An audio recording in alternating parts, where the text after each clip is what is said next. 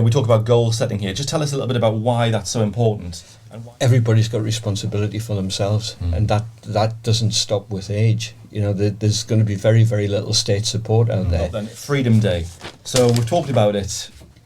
Look, I mean, let's see what it looks like on the day. I think it's going to be certainly a day, but how much freedom we'll wait and see. But what are you looking for? Are there things that we've not been able to do that you're looking forward to being able to do?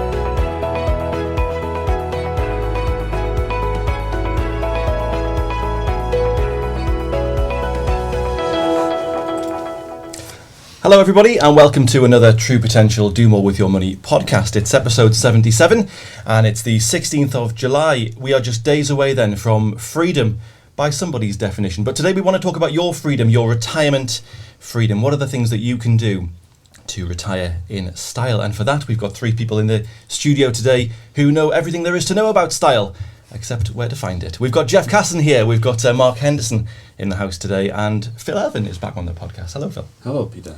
Welcome back. Thank you. Is everyone all right? Has everyone shaken off the football blues, or in your case, the football joy? Well, I'll not say anything on that front on this.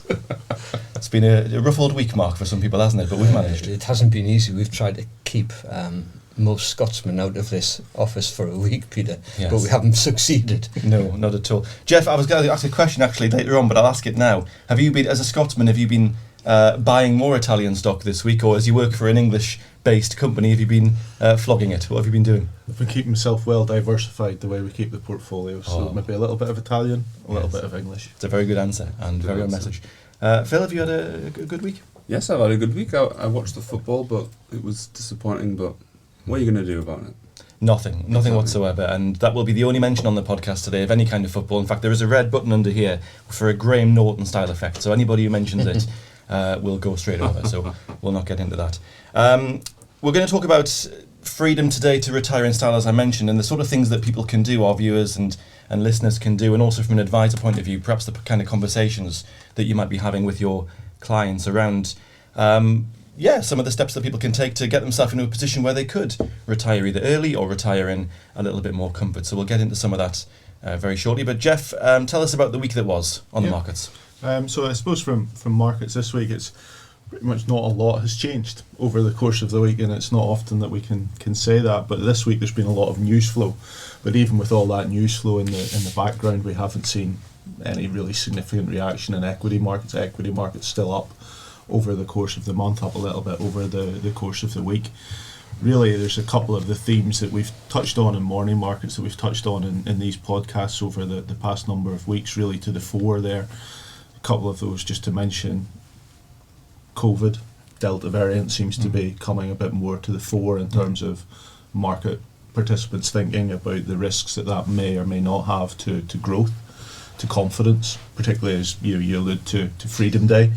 People going out more or not, as the case may be. You think about the number of people here that are getting pinged across England and Wales at the moment. That's taking a lot of people out of the workforce. It's having a bit of an impact on confidence to an extent there.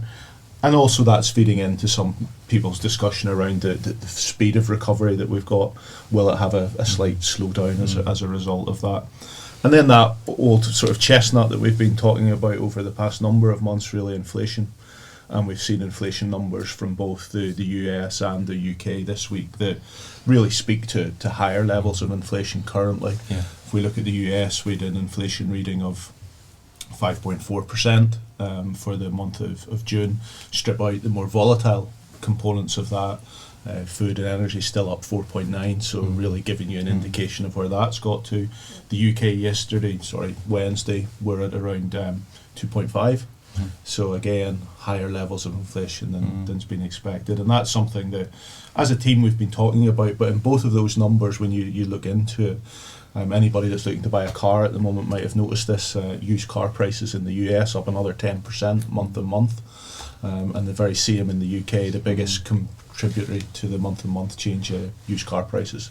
So really, that shortage that we've talked about from semiconductors feeding into the auto industry really quite significantly. I think the other couple of things just to touch on from during the week, we had the Bank of England coming out and removing the restrictions on UK based banks in terms of dividends and share buybacks. unlike their peers in the US, where we did see that regulation relaxed a little earlier, about 6 weeks ago, the US companies have moved forward with quite aggressive dividend and share buybacks. We haven't seen that in the UK, much more conservative there. In the Europe as well this week, ECB easing restrictions on banks' capital as well, so good for dividends to come through going forward, but again, not expecting the same sort of reaction as we saw from the US banks. Maybe the other thing, just to touch on Chinese economic data, very good again. Continues to be pretty robust and sort of in the face of what some are thinking about as a slowing down in activity there. Close to 8% GDP growth for the second quarter. And I suppose importantly, it's not just the export side of the economy that's doing well, but also we're seeing retail sales come in much better than expected, so up around 12% versus the 10-11% that had been expected. So a lot of background things happening, not a lot happening in the broad equity markets, probably more in the bond market where we're seeing it, and there's a bit of a divergence in views in the bond market, but I'll not go into that just yet. We'll maybe come on to that as we go through the discussion. Sure. People watching and listening will have picked up on the inflation point on Wednesday, as you rightly said. It was certainly dominated a lot of the news on Wednesday. 2.5%. What does that mean in terms of where we've been over the last, say, 12 months? Just put it in some context for us. Yeah, so it's if we look back in history, over the last 10 years, we're probably at the highest level we've been since around 2017, 2018. So we've moved up. Yeah. But we've not moved up dramatically, and I think that's the important point to keep in mind here. And a large part of it, as I said, is some of those transitory effects that hopefully will wash their way through as we start to see supply chains less disrupted, we start to see a normal economic environment. That being said, what you also have to think about is if this continues for longer, does it then feed into other areas of the economy? So two areas that really I think we're watching is what happens with food prices. I think all of us would say, if we've been in the supermarket recently, there are certain areas that you've seen price inflation start to come through. If that becomes much more broad-based, then that becomes more of an issue for us to consider. But that's not the case at the moment. So the other aspect is just what happens with wages. If we start to see inflation stay at that higher level, well, there are certain areas of the economy whose salaries will increase by inflation. That then does then have a pass-through effect. So it's certainly something to be aware of. And perhaps the $1 million or the $2.5 million question is: do you think we're seeing inflation now on an upward trend for the medium term, Jeff? Do you think there's more of this to come? I think it's too hard to say. Trying to forecast inflation is an impossibility, and I think you've seen that over the past 12 months. You look back at the expectations that economists have had relative to that which has been delivered, and it's been so far removed from the reality. So trying to forecast down to one number, when if you look at in the US, for example, it comes out of the bureau there, you've got a 5 to 10 page document of every single line item that they're measuring the price for. To try and forecast that, it's an impossibility. But it's the point that we often make on the podcast and in other material that we produce around, if you're I guess what it does is it puts back in the frame this idea that if you're getting 0.0 something in the bank interest on your savings, you've got to be beating 2.5% to be getting any real growth, and no one's getting that in the bank. I'd be amazed if anyone can point to even a short-term account that can deliver that kind of interest. So we'll get into some of the things that you can do. That's the point of the podcast today. What are the things that you could do to get a better than 2.5% result? But Mark and Phil, just one thing that Jeff talked about there was Freedom Day on Monday. It's freedom of sorts, if you don't mind still wearing a mask and having a perspex screen around where you work, and if you've got no intention of having a foreign holiday anytime soon, or those sort of things, it's potentially freedom. But I mean, it's a real issue from people running a business. People off getting pinged, people not able to come to work. I mean, what is the impact at the minute on just trying to run a business from Well, people you talk to and, of course, your own experience? I think if you look at the press that we've seen this week, Peter, there's been two real big examples of the effect of the NHS app pinging people. You've had Nissan locally, where 10% of the workforce aren't working, and the way that Nissan run on a just-in-time basis, it must be a nightmare to try and plan around that. Yeah. And the second one that hit the headlines on Tuesday morning was the effect at Heathrow of Monday morning, where the security staff were so less people in than they would have liked, if we put it that way. Now, that might have had something to do with a certain football match on Sunday evening running late. But Where's that button, Mark? We did say anybody that mentioned it. But the effect at Heathrow there, of people trying to get through security, it was backed up. Now, I came through Gatwick, Peter, three weeks ago, and it was exactly the opposite of that. It was absolutely superb experience at another major London airport. But it is very, very difficult to run business when people are being told to stay away for 10 days. We've handled it here very well. We haven't had anything like that sort of number of people not in. But the way that True Potential work remotely, that we saw that last year, it wouldn't be a problem anyway. Not a problem anyway. But it's an extra consideration that you, absolutely, on top of everything else that businesses are trying to cope with. No, quite right. And from an advisor point of view, if you're just thinking about your side of things, talking a lot to advisors, maybe looking at the positive side we just mentioned there is whether advisors have to go out and see their clients or whether they choose to work remotely, whether clients can have people around or not. To some extent, the technology makes that.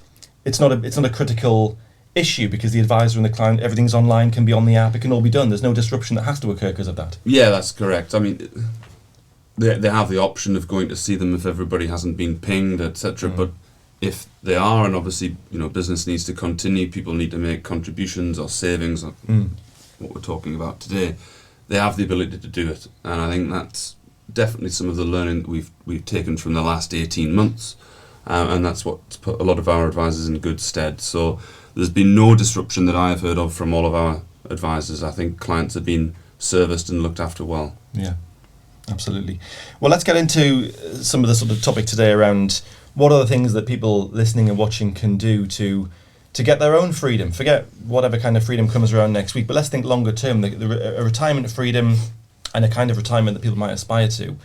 We'll just go around the table. I'll keep with you, Phil, for now. What would be the, we talk about goal setting here. Just tell us a little bit about why that's so important and why, if you like, when the process that advisors and that we walk our clients through, it all, of course, starts with that initial goal. So in the context of a retirement that you might want, tell us why goal setting is so important and what it means.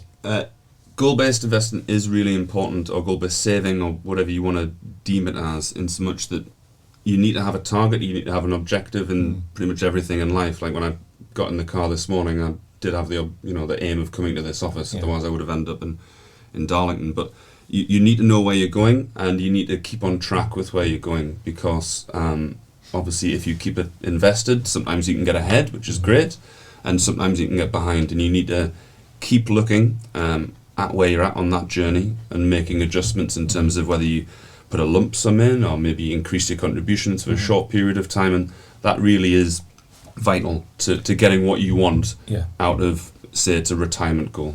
And how important is it to put some numbers around that as well? Because of course, if a goal was simply to pack in work at whatever age, 60 or something, and enjoy a nice comfortable retirement, without some numbers around that, and of course the process that our advisors would take our clients through will be very much around, well, what does that mean numerically? So can you give us a feel for what numbers should people be thinking of in terms of a retirement pot, and what does that mean in terms of, if you like, regular savings? I'll tell you what, Peter, the way we've looked at it in the past is to say, right, if you're looking to get, say, £30,000 a year pension, just do a multiplier and say, right, 5%.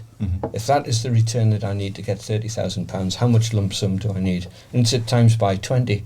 So if it's £30,000 per annum pension, you need £600,000, and you can use that as the starting point for your goal.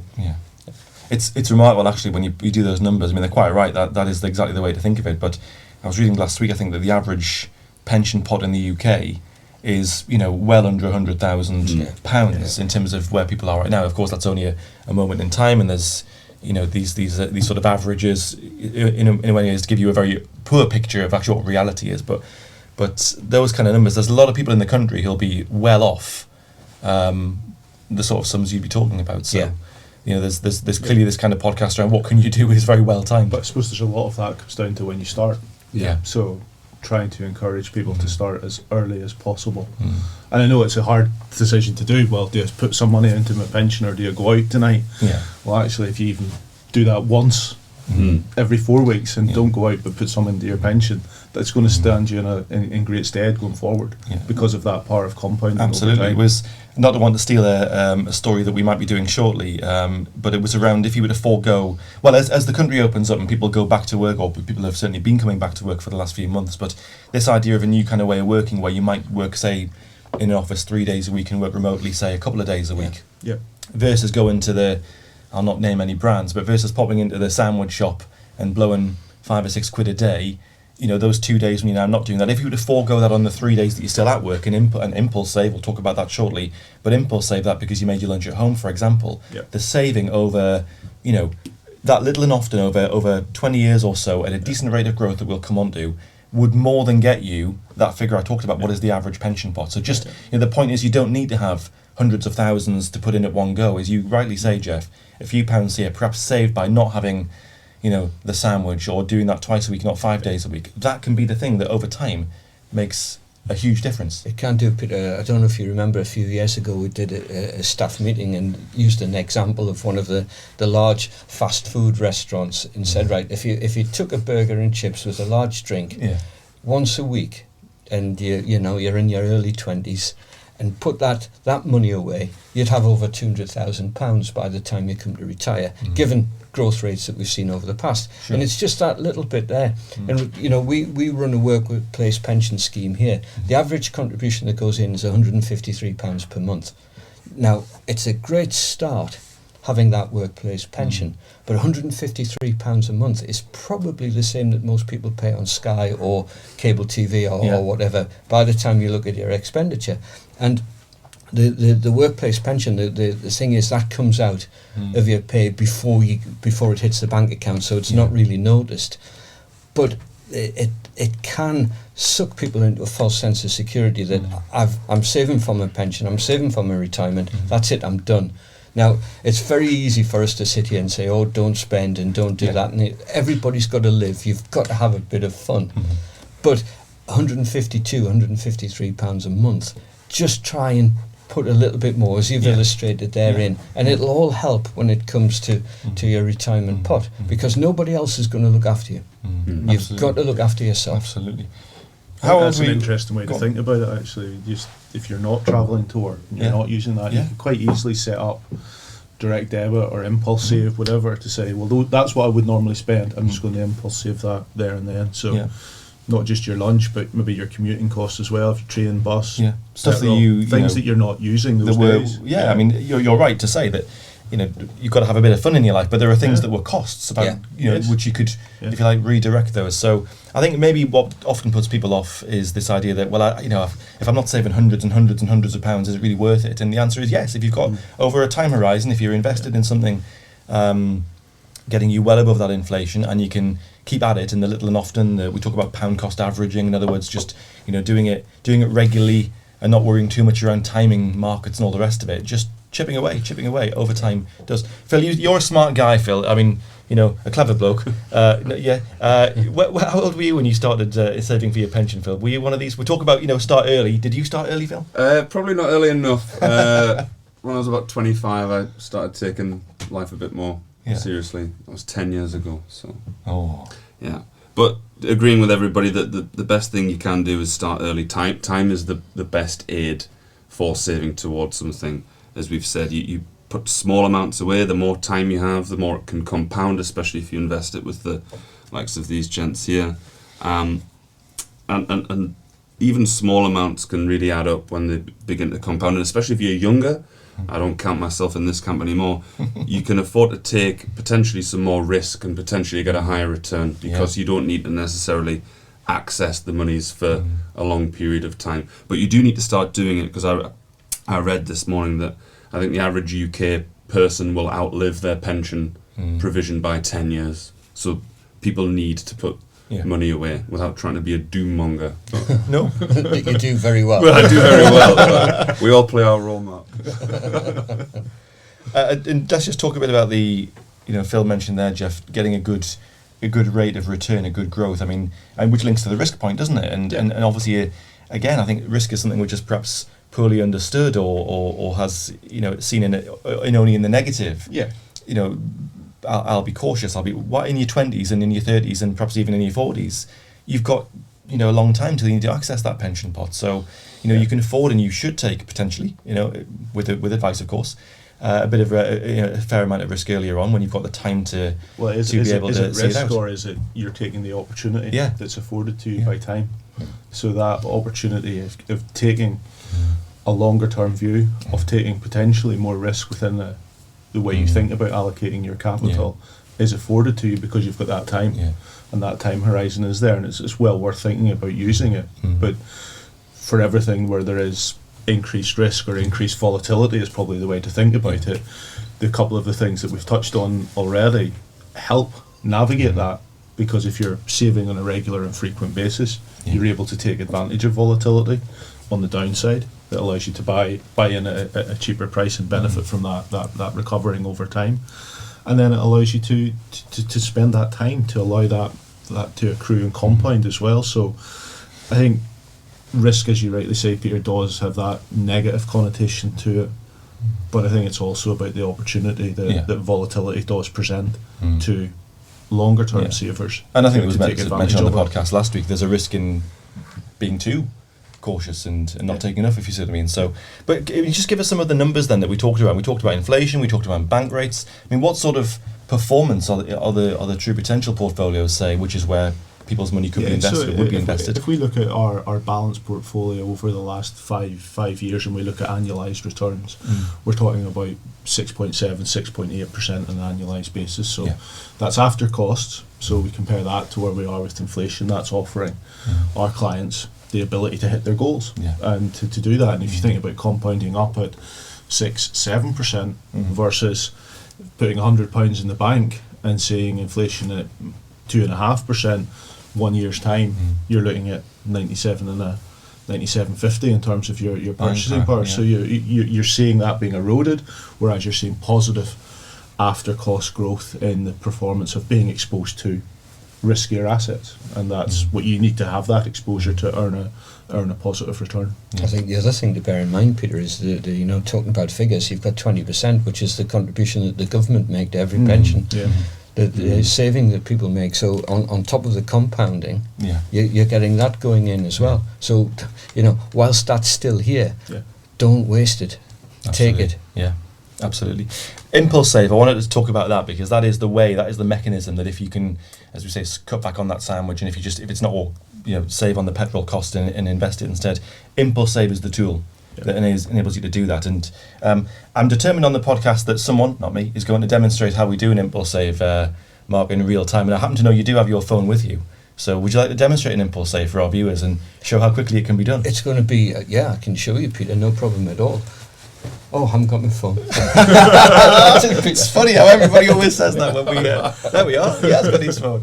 We'll get Graham and Katie to run a little stopwatch in the corner just so we can see how quick it takes. But, I mean, this, just while Mark's loading it up and all the rest of it, this is how quick it is to be able to take the few pounds, whatever else, and invest it in some of Jeff's portfolios and start getting those kind of growth returns that we've talked about. And then it's, you're looking after your future. But go on, Mark, take it away.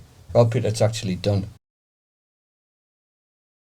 In the space of the few seconds there that you were doing that, that's money that's invested, it's money that's safe, it's now money that's, you can show the green tick. That's money that's now on its way into an investment that, that's taken care of. That's right. That's giving you a bit more freedom and style in retirement. Absolutely, that's money out of my bank account now into the investment portfolio, and it'll be invested, split across all of the funds that I have within the portfolio and true potential there. Yeah. So it's as you say, Peter, it's extremely quick. And as you were talking there, I wasn't counting the clicks, but you're probably talking less than 30 there. I think it's probably less than 20 by the time it could have done. It's the equivalent in investment to the Amazon that everyone knows, which is a couple of clicks, choose what you want, off you go, and it's at the front door the next day. That's invested, in the same sort of process. Yeah. Think of it like that. But I mean, that's the benefit of technology that we talked about before, and whether you're an advisor and the power that's in your client's hands, or you're the client yourself, that's what technology can do.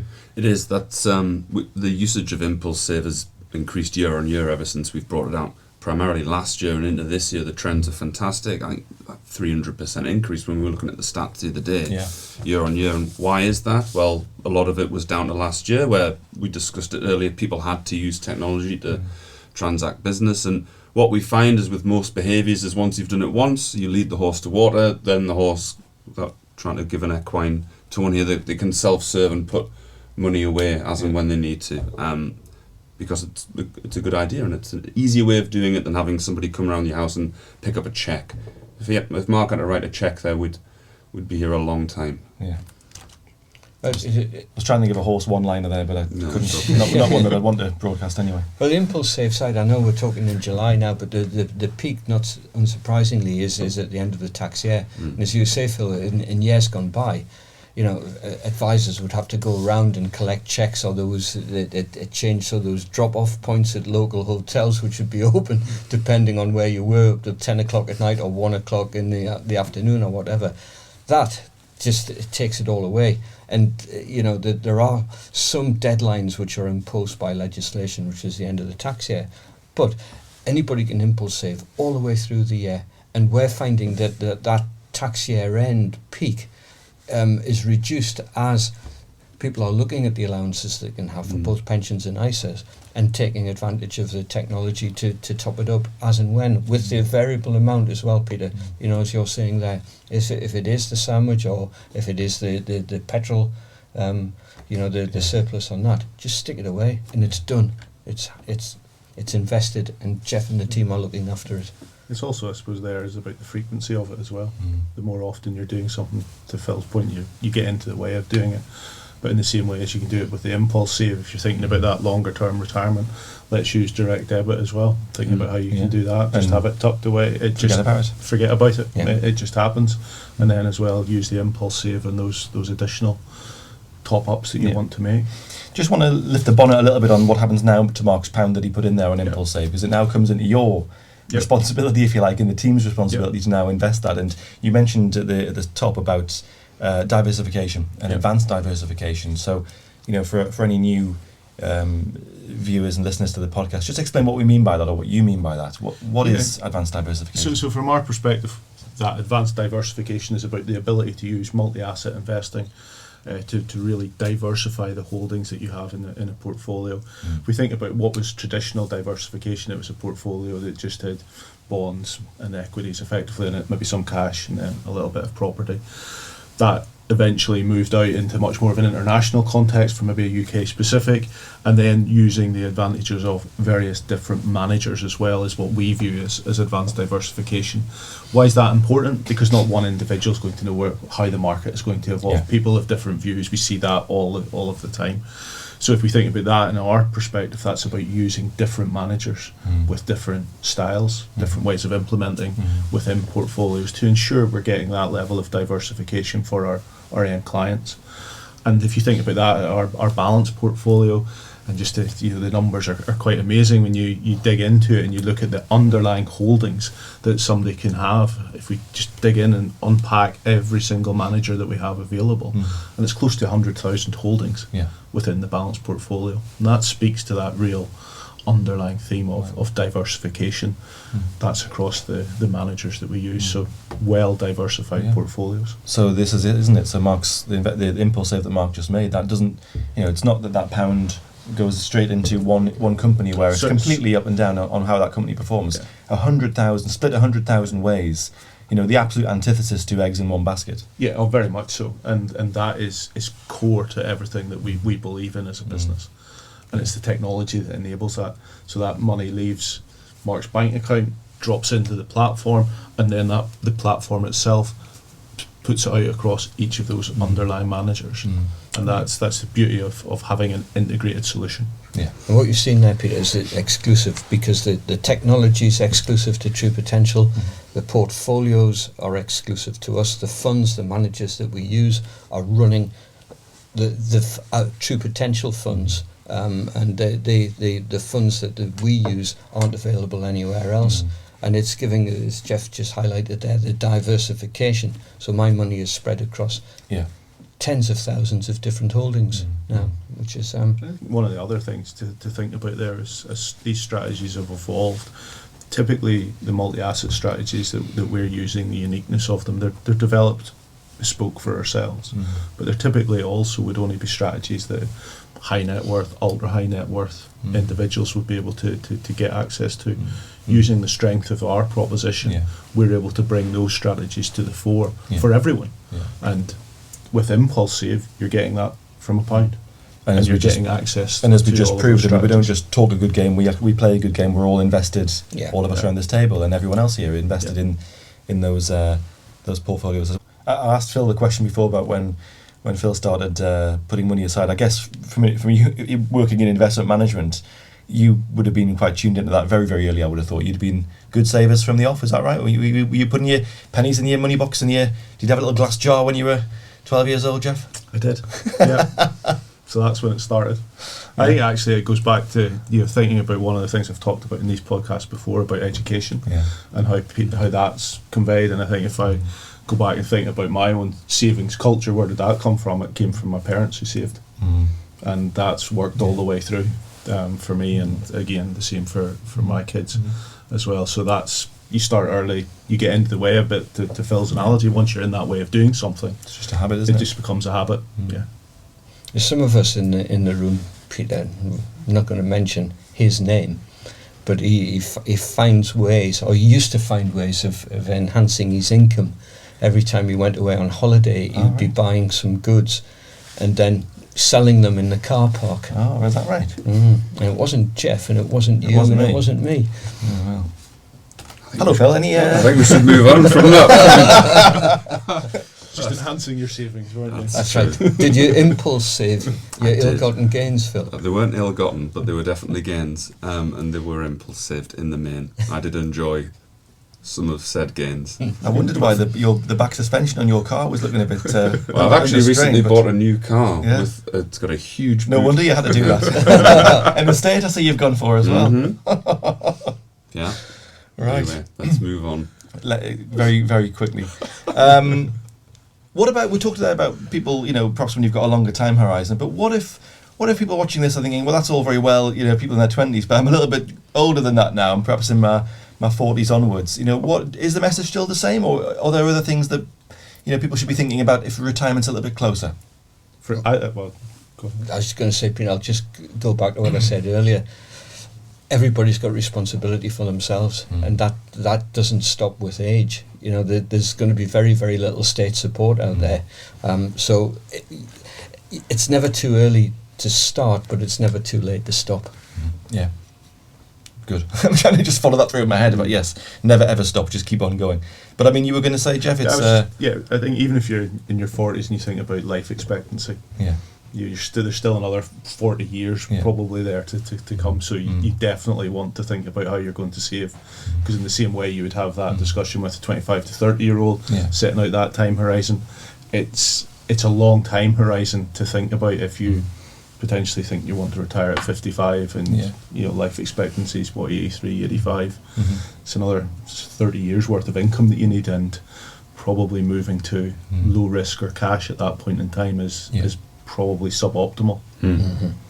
Yeah, definitely. Because there is that consideration, isn't there, around getting if you like to retirement, but then also there's a what do you do afterwards, and this idea that, well, I'll hit retirement, I'll just take all the money out and then that's my little pot of cash. I mean, there's a whole world of if you like, a sensible approach to do after the point at which you retire. Absolutely, that's a very that's a key point. I think a lot of people have, we talked about some of the features of a pension. One of it is you can get 25% of it tax free at 55. I think that's ludicrous to do for most people. I think that it's a temptation to get a windfall, as it were, but what you need to do when you're moving towards retirement or about to take some money from retirement, you need to look at what you actually need, not what you actually want. And typically what our advisors feed back to us is most clients don't need anywhere near that amount of money, because typically they've paid off their mortgage, they've paid off their car, they don't have any outgoings by that point, or at least one hopes. So the amount of money that they need from their pension pot is actually not that much. So if you take only what you need out, that leaves the vast majority of that pension in the background for the next, say, 55, for the next 30 years if you live to 85. Again, the compounding trick we were talking about before, when you're 20 and 30, that's still going on in the background. Yeah. So you can actually live to the point where you can be taking an income from your pension, and subject to performance, it's still growing in the background. The clock doesn't stop on the correct. work being done to continue to grow what's left in there. Yeah. And if you think about just that point, you take that lump sum out, you've removed the ability to compound on 25% of that overall pie, which is quite a significant amount. So there's, I think, as Phil says, unless you're desperately needing it, it's very unlikely that most people actually need to go anywhere near there, and that's why it's important to think about what it is you need, what is the lifestyle choice that you want into it, and actually leaving it there, either maybe selling a little bit as it's required or using income in a different way, is certainly other ways to think about it. And what we find, Peter, is that when it comes to retirement age, the pension is not the only asset that the client will have. Sure. You know, there'll be money in the bank there, there'll be other savings. Logically, removing money out of a tax-free pension fund doesn't make sense if you've got other assets. And other assets, I'm thinking primarily about cash. Spend the cash that you have, and then top that up when you need to, with the amount that you need. Don't take too much out, because whilst it is in the pension, it is growing, subject to the market forces, but you're in a tax shelter, and that tax shelter is extremely valuable. And just, it's a slightly odd question, but I mean, can you continue paying into would you be able to continue paying into a pension post, say, 55? You might then be starting to think about taking some out, but you can carry on. What are the rules around carrying on paying into a pension? You can. It's a smaller amount. I think it's about £4,500 a year, if it's a money purchase pension. But you can still put some money in, which would give you a small benefit. But you can't put the same amount in. So again, that raises questions. Again, what we would always encourage clients to do is have a chat with a financial advisor as to when you start taking money from your pension. It's not the day you turn 55. You're right, here we go. You might not need to do it. The ideal scenario for most people is they actually never need to touch their pension. I know the reality is somewhat different, but Mark got onto it about it before. It's a great vehicle. If you can leave as much in there as possible, there's cause that you can shelter it from inheritance tax, which you can't do with other products, cash, houses to a certain extent. It's a good vehicle for. The broader point that having a goal, as you mentioned at the start, Phil, for on the way up, but then a goal for on the way down as well, and how you then begin to access that and draw it down. There was some crazy talk a few years ago, Mark, wasn't there, about people splashing out on Lamborghinis, and I mean, present company accepted, that hasn't really happened, has it? No, we haven't seen too many Lamborghinis on the road, Peter. And one of the greatest things that's happened in the last 10, 20 years has been pension freedoms, which came in April of 2015, and it was the fear that everybody was just going to take the money out of the pension, buy a car, and then that was it. It was blown. Our experience is exactly the opposite of that. People have worked hard for pensions. They're responsible. They've saved up there. They want to enjoy that money, yes, but they're not being lavish and doing things like that. You can understand to a certain extent, where that came from, but it was just so far wide of the mark. And it hasn't happened. Yeah. As you say, I mean, to be able to go and do that, to be able to even have the option to go and buy that Lamborghini, it means you've had to do many years, probably many decades of responsible saving and just chipping away. The idea that you're going to go from that mindset to be then completely frivolous with it is clearly a stretch. Well, and clearly wrong. You can get a Lamborghini, rent one for the weekend, That's work out why you don't like it, and then still have your pension. Sounds like a man who's done just that. Maybe. Also, by the time you're of a certain age, you may not even be able to get in or out of a Lamborghini. So there's another get in, but not out. Yeah, that's correct. It's another thing to consider. Let's talk about your own. I'm interested in your own sort of thoughts around retirement? I mean, you've talked about goal. You must have a goal for when you'd like to retire and what you want to do afterwards. What are you going to do? You're going to go and retire to a French chateau, and you wouldn't have to cross the channel to do some of that business you were talking about before. We've got back to that subject, have we? Yeah. Yeah, look, retirement would be great. It's a fair way away for me, I would imagine. I hope, if I live that long. But at the minute, I'm just focused about being prudent, putting a good amount away every week, every month towards it, and just keeping a solid pool of money there that will keep on growing, given the amount of time that demographically I should have left on this planet. And what is tell us what that means to you. I mean, what are you once a weekly or chipping away? Are you a monthly direct debit? How does it work with you? I'm all kinds of monthly direct debits in the pensions and ISAs. I have an impulseSave habit. I have impulseSave reminders. I'm making up for the age of 0 to 25 now, where I'm kind of overly saving. But we've mentioned that it's been the theme of the whole podcast. It's not at the expense of having a life. I'm not, sat there behind closed doors with a candle on for the heating, kind of. And no Sky TV, does you? I mean, I don't have Sky TV, so I'm already £120 a month better off. Did you impulse save the money that you saved by driving a Fiat Panda for months? That's my better half's Fiat Panda. We decided to scale down our cars in our household during lockdown from 2 to 1, because that's a sensible thing to do. So my better half kindly let me use her Fiat Panda, which was great, and it was very good on fuel. Yeah. So now that we've come great, out, so great and so good, you've got out and bought a Flash Estate. Yeah. What's the note to 60 on that? Better than the Panda, I would have thought. Slightly better, but that we need 2 cars now. It's Freedom Day soon, so we'll be driving here, there, and everywhere all of the time. But the Panda is a great car. Other cars are available, I'm sure. I know this isn't the BBC, but yeah.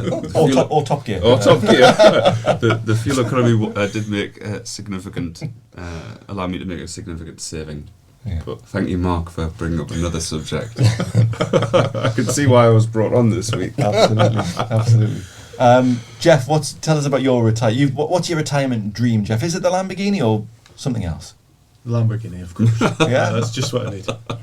Just to help me go up and down the road, That's and enjoy the open road when I get to retirement. Oh yes, I can just see with the goggle, the scarf over the shoulder. Yeah. It's going to be great. With Biggles Yes, just like in a that. Lamborghini. Well, why not?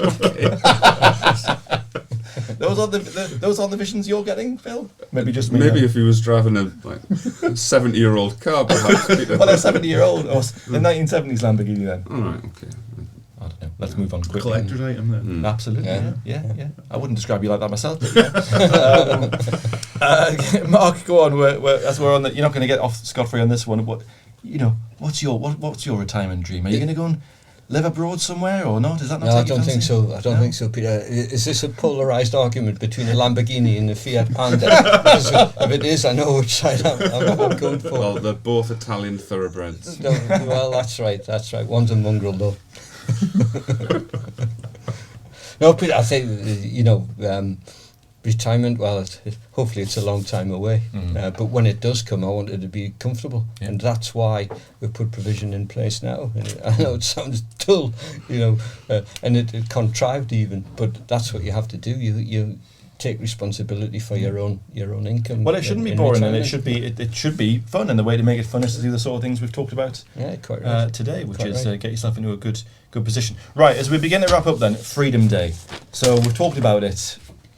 Look, I mean, let's see what it looks like on the day. I think it's going to be certainly a day, but how much freedom we'll wait and see. But what are you looking for? Are there things that we've not been able to do that you're looking forward to being able to do again as of next week? I mean, there was an element of it during the Euros, and you can hit the red button again because I'm going to talk about that. It was good to see people in stadiums and just doing normal things, because it was almost alien to watch it. Not that I'm a massive football fan, but any kind of event like that where people can go back to normal, I think it's definitely good for people's health. because Yeah. humans are ultimately social creatures, and I think sitting at home and being super locked down, as a lot of people have been forced to be, isn't good. So I think there's an element of everybody getting back together, chatting. However you do that, whether it's at the pub, a football club, a sports club, or a restaurant, I think that's all a positive from me. Yeah. I think, Peter, that one of the things that a lot of people have missed, and it follows on from what Phil was saying there, is just actually standing at a bar. Yeah. Rather than having to have tables allocated, and the spontaneity of a night out has gone over the last. Completely. You know, you've got it is a military precision operation. I've got a table here, table there. I'm here for 2 hours or whatever. Yeah. Just being able to turn up and have a drink and a chat with good company. Yeah. Agreed. I think for me it's the sporting events. Yeah, I think this week's been an interesting contrast. We watched the Lions match from South Africa on Wednesday night. Absolutely no crowd. Pretty disappointing from what the Lions is usually about, and the atmosphere that goes with it. Contrast that with the Euros. You really need fans there to make it. Yeah. It's not the same with the pumped in noise from the television. So getting sporting events back to the way they were. Yeah, totally crucial. Agree. A pint and a sporting event. Yeah. Two of the great British. Two of the things that work together well in the pub as well. Absolutely. Couldn't agree more. Good. Okay. Right. Well, we've got work to do. We need to go and have a look in Phil's boot and see what's in there. So while we do that, we'll say goodbye. So don't forget to subscribe to our True Potential YouTube channel, and you get more stuff like this. You get more of these kind of tips and the little things that you can do to get yourself into a better position, whether it's preparing for retirement or many other individual goals that you might have as well. So don't forget to hit the subscribe button, and loads more content on there. But for now, thanks very much for watching this week, and we'll see you next time. Subscribing to the True Potential YouTube channel is quick and easy. Simply go to the channel on your desktop or through the YouTube app on your phone and click the subscribe button. You can then press the notification bell symbol if you wish to be notified as and when new videos are released.